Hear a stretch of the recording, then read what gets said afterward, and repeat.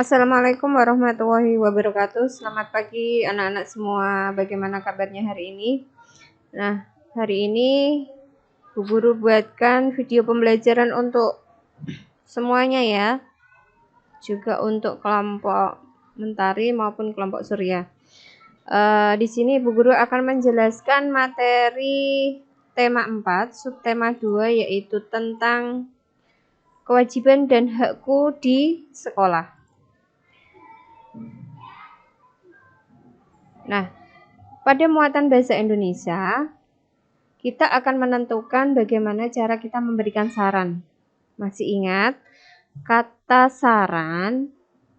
Kalimat saran itu biasanya mempunyai ciri yaitu diawali dengan kalimat sebaiknya, seharusnya, hendaknya, baiknya, ada baiknya, dan usahakan.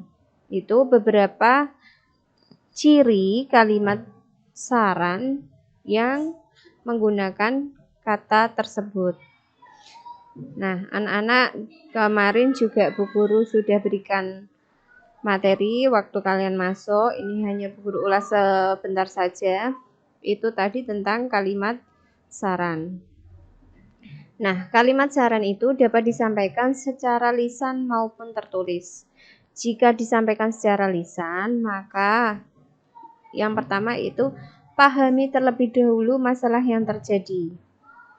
Biasanya pasti kan ada, sebelum kita memberikan saran kan pasti ada permasalahan.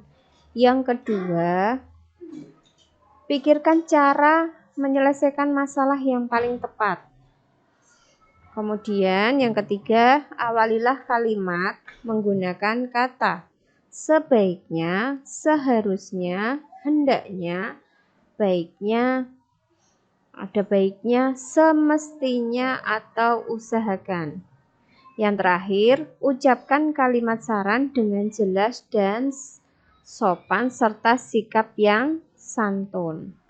Berikut ini adalah contoh kalimat saran. Di sini ada masalah yaitu Beni tidak fokus terhadap penjelasan Bu Guru dan dia malah mengganggu temannya.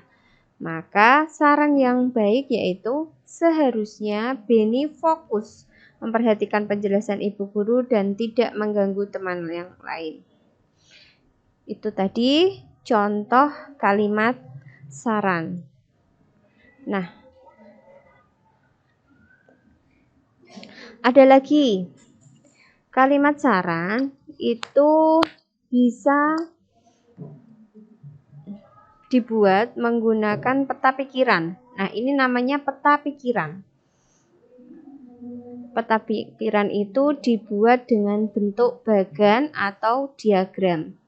Nah, kita lihat biasanya ada masalah dulu baru kita akan membuat saran.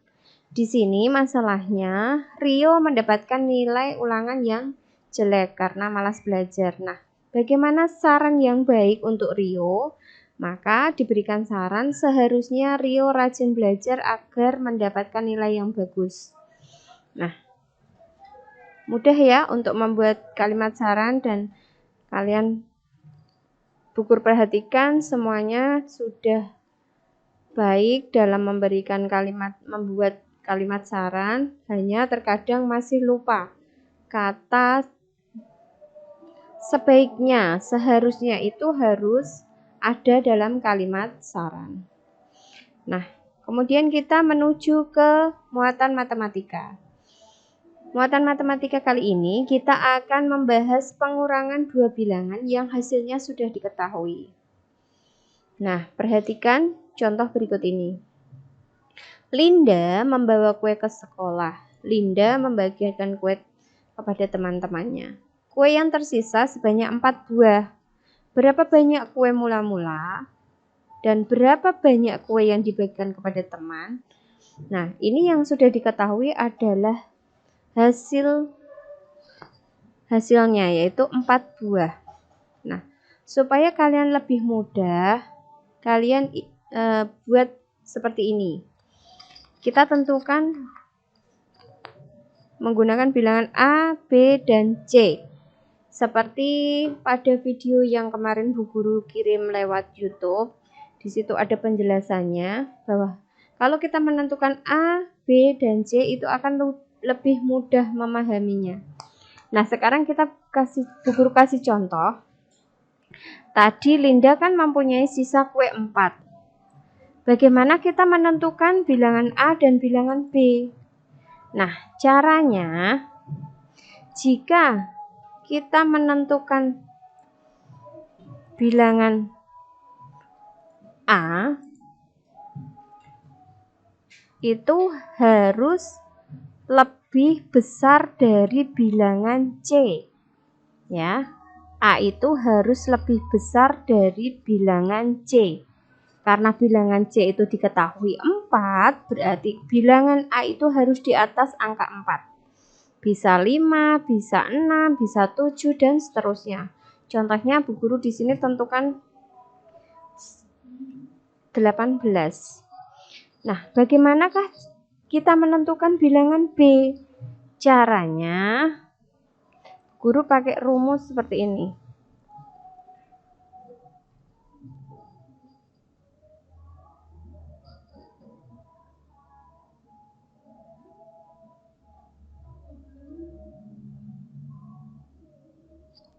Kalau kita mencari bilangan B, berarti B itu sama dengan A dikurangi C. Jadi A dikurangi C itu berapa? A dikurangi C berarti 18. Di sini kita pakai cara ini. Berarti 18 dikurangi 4. Maka hasilnya adalah 14. Nah, 14 ini adalah bilangan B atau bilangan yang kedua. Jadi kita isikan bahwa bilangan B diperoleh hasilnya adalah 14. Nah, seperti itu. Nah, kalau sekarang bagaimana jika yang diketahui bilangan B? Nah, kalau bilangan B berarti kita mencari A. A sama dengan B ditambah C. Pakai rumus itu.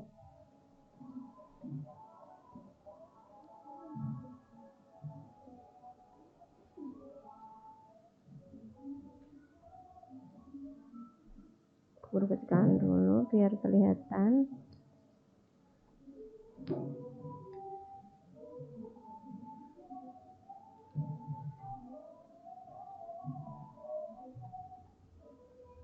Nah, ini kalau bilangan B yang diketahui, A belum. B-nya kita tentukan, kalau B itu harus lebih kecil dari A, ya. B itu harus bilangannya lebih kecil dari A dan C. Nah, sekarang kita tentukan misal B itu 3. Kita tentukan B-nya itu 3.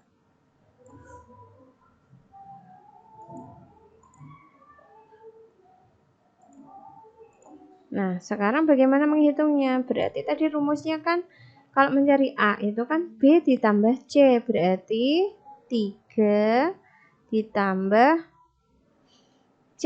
Hasilnya berapa? 7. Itu bilangan A. Berarti ini hasilnya 7. Nah, seperti itu. Gimana? Mudah kan?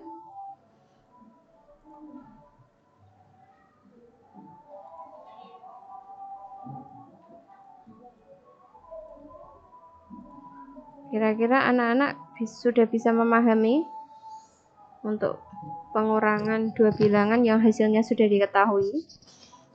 Nah, oke. Sekarang supaya lebih mudah lagi memahaminya, Bu Guru kasih contoh lagi. Di sini ada pengurangan yang hasilnya sudah diketahui, yaitu 200. Ini hasil yang sudah diketahui. Ya, hasilnya 200. Nah, bagaimana cara kita menentukan bilangan di kolom pertama, kedua, dan ketiga? Caranya sama seperti tadi Bu Guru ajarkan, bahwa kolom yang pertama itu yang sudah diketahui apa? A ya. A-nya itu 300. C-nya ini kan C. C itu 200. Nah, berarti untuk menentukan B, bagaimana kita menghitungnya? B tadi berarti A dikurangi C, berarti 300 dikurangi 200. Hasilnya berapa? 100. Berarti di sini hasilnya 100.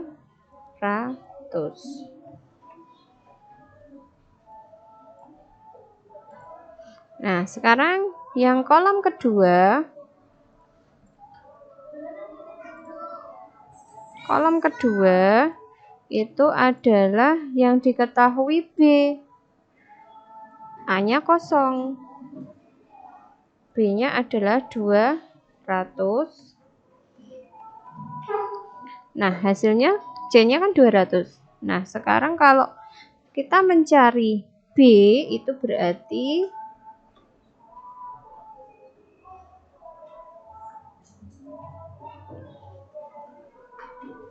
mencari B itu sama dengan A ditambah C. Mencari A ya, ini mencari A itu sama dengan B ditambah C. Berarti 200 ditambah 200. Hasilnya adalah 400. Nah, itu adalah A. Berarti di sini isinya adalah 400. Nah, sekarang yang ketiga. Ini mencari, maaf, ini rumusnya tadi berarti B ya. B itu sama dengan A dikurangi C. Nah, untuk yang kolom ketiga ini kan kedua bilangannya masih kosong semua. Hasilnya sudah diketahui 200. Nah, cara menentukannya itu kita malah mudah karena di sini bebas. Bilangannya belum diketahui semua. Tinggal kita mau menentukan A apa yang B.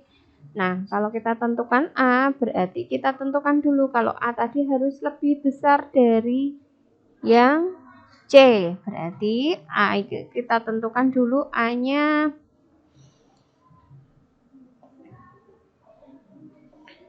600. Misal kita tentukan 600.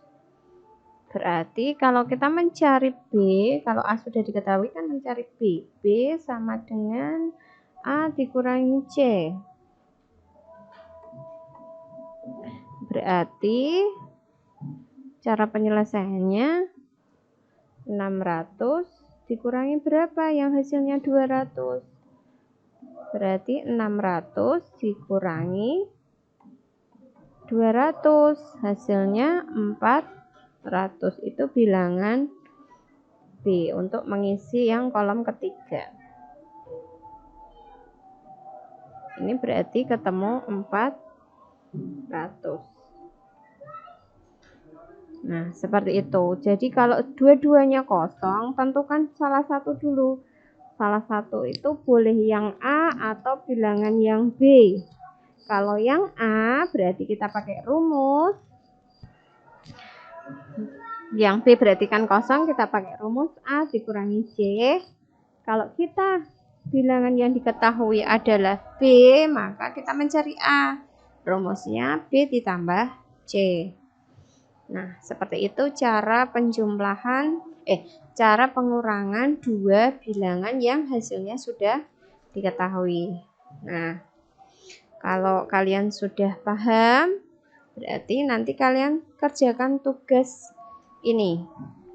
Ya, tugas yang ada di video ini nanti ditulis di buku tulis kalian. Nanti hari Jumat kalian bawa untuk guru koreksi. Nah, yang terakhir kita ke muatan PPKN, yaitu hak dan kewajiban di sekolah. Kewajiban itu adalah segala sesuatu yang harus kita lakukan dengan penuh tanggung jawab. Dan hak adalah sesuatu yang kita peroleh atau kita terima. Hak dan kewajiban harus dilaksanakan secara seimbang biar adil. Nah, ini salah satu contoh kewajiban siswa menjaga kebersihan kelas. Kemudian ada lagi contoh ini tentang hak, yaitu mendapatkan materi pelajaran dari guru. Itu contoh hak.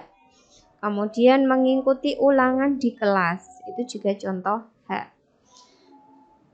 Kemudian berikut ini adalah contoh kewajiban dan hakmu di sekolah. Contoh kewajibannya, 1. Menghormati guru. Haknya apa? Mendapat kasih sayang dari Bapak Ibu guru. Kemudian yang kedua, kewajibannya belajar. Haknya apa? Mendapat ilmu, mendapatkan nilai. Yang ketiga, menjaga kebersihan sekolah. Haknya mendapat sekolah yang bersih dan nyaman. Yang keempat, membantu siapa saja yang membutuhkan atau mengucapkan terima kasih. Haknya siswa berhak dibantu. Kemudian kewajiban yang terakhir yaitu berbicara yang sopan. Haknya apa? Siswa berhak disapa dengan lembut. Nah, itu tadi beberapa materi yang Bu Guru jelaskan. Nanti kalian bisa baca lagi di buku petik kalian halaman 44 untuk PPKN ya. Sekian materi yang Bu Guru berikan. Semangat belajar. Jangan lupa besok hari Jumat kalian masuk dan tugas yang Bu Guru berikan tadi dikerjakan. Sekian, wassalamualaikum warahmatullahi wabarakatuh. Semangat belajar.